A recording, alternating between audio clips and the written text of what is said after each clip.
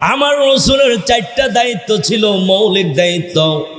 1 নম্বর দায়িত্ব ছিল দাওয়াতের কাজ করা, 2 নম্বর দায়িত্ব ছিল তালিমের কাজ করা, 3 নম্বর রাসূলের দায়িত্ব ছিল তাজকিয়াতুন নফস, আত্মশুদ্ধি করা, 4 নম্বর কাজ ছিল আল্লাহর রাস্তায় জিহাদের কাজ করা।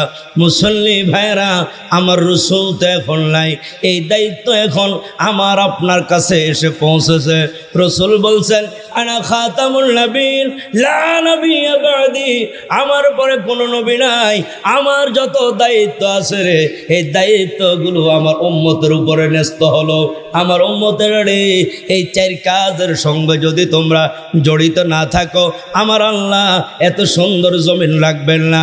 ইসরাফিলকে হুকুম করবেন, ইসরাফিল রে, এই সুন্দর জমিন এখন আমার রাখার কোনো প্রয়োজন নাই। ইসরাফিল তুমি সিংহে দাও, এই জমি ভেঙ্গে এই জমিনটাকে কিয়ামতের ময়দান কায়েম করো। মুসল্লি ভাইরা, বুঝে থাকলে বলেন, এই 4 কাজের সঙ্গে আমাদের জড়িত থাকার দরকার আছে নাকি নাই?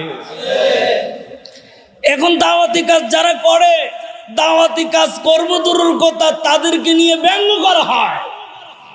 এখন তালিমি কাজ করব দূরের কথা, যারা তালিমের কাজ করে তাদের বিরোধিতা করা হয়।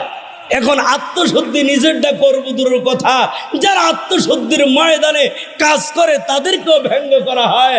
এখন জিহাদ করব দূরের কথা, যারা জিহাদের কথা বলে তাদেরকে জঙ্গি বলে ট্যাগ লাগানো হয়। ঠিক কেন জোরে কর?